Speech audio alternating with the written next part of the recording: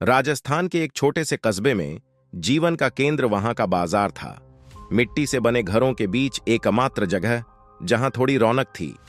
नीलम, जो 2 बच्चों की मां थी, और उसके पति रवि का एक छोटा सा चाय का ठेला था। उनका जीवन सादा था पर खुशहाल था। हर शाम नीलम अपने बच्चों की हंसी में अपनी सफलता देखती थी। एक मानसून के दौरान कस्बे में एक अजनबी आया। वह अच्छे कपड़े पहने हुए, आत्मविश्वास से भरा, खुद को दिल्ली का व्यवसायी बताकर लोगों से मिला। उसका नाम रमेश था। उसकी बातों में आकर्षण था और उसकी आंखों में सफलता की कहानियां। बाजार के लोग जल्दी ही उसकी बातों से प्रभावित हो गए और रमेश ने हर सुबह नीलम के चाय के ठेले पर आना एक आदत बना ली थी। कुछ ही दिनों में रवि रमेश की व्यापारिक योजनाओं में रुचि लेने लगा। रमेश ने एक निवेश के अवसर की बात की, एक मौका जिससे ठेले को एक बड़े कैफे में बदला जा सकता था। उसने बेहतरीन लाभ का वादा किया और एक समृद्ध भविष्य की तस्वीरें पेश की।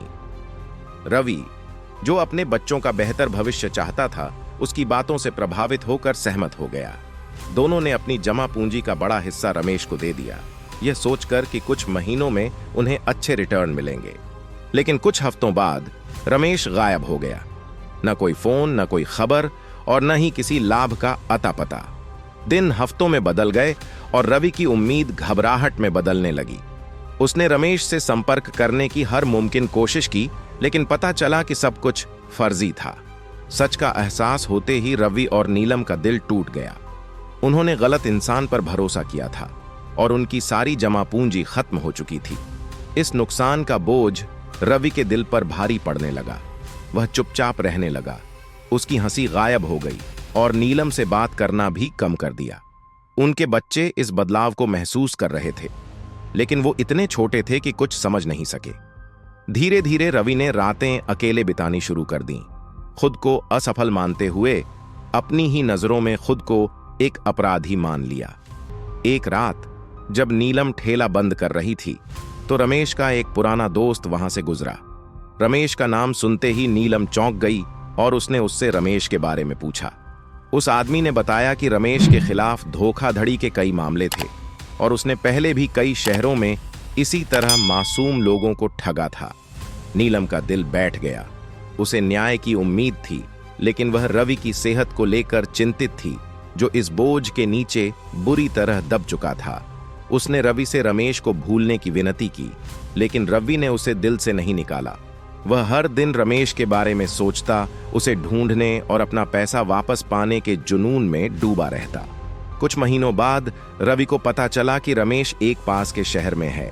बिना नीलम को बताए रवि ने अपनी चीजें बांध लीं और वहां चला गया। नीलम घर पर बैठी उसकी वापसी की राह देख रही थी, दुआ कर रही थी कि वह सही सलामत लौट आए। जब रवि आखिरकार वापस आया तो वह पहले जैसा नहीं था। वह बेहद कमजोर और टूट चुका था। उसने रमेश को पाया, लेकिन उस मुलाकात ने उसे शांति नहीं दी। भीड़ भाड़ वाली सड़क पर उसने रमेश का सामना किया और अपने पैसे वापस मांगे, लेकिन रमेश हमेशा की तरह आत्मविश्वास से भरा उस पर हंसा। गुस्से से भरे रवि ने अपना आपा खो दिया और रमेश पर हमला कर दिया। वहां मौजूद लोगों ने बीच बचाव किया और रमेश किसी तरह भाग गया। रवि को और ज्यादा शर्म और गुस्से में छोड़ते हुए घर लौटकर नीलम ने टूटे हुए रवि को गले लगाया। उनके पास फिर से कुछ भी नहीं बचा था, लेकिन अब उनकी चोटें सिर्फ आर्थिक नहीं थीं। असली अपराधी सिर्फ रमेश नहीं था, बल्कि उनकी वो उम्मीदें थीं। बेहतर जीवन का सपना था जिसने उन्हें अंधा कर दिया।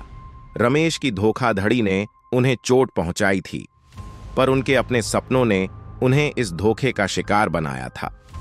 समय के साथ उन्होंने खुद को थोड़ा थोड़ा करके संभाला। उन्होंने अपने साधारण जीवन में लौटने की कोशिश की, मेहनत से अपने बच्चों का भविष्य संवारने लगे। उनकी कहानी कस्बे में फैल गई, लोगों को सिखाने के लिए एक सबक बन गई। रवि और नीलम ने अपने आप को फिर से खड़ा किया, पर इस बार सतर्कता के साथ, एक डर के साथ, उस अजनबी की याद में जिसने उनकी जिंदगी में आकर उन्हें दर्द के अलावा कुछ नहीं दिया।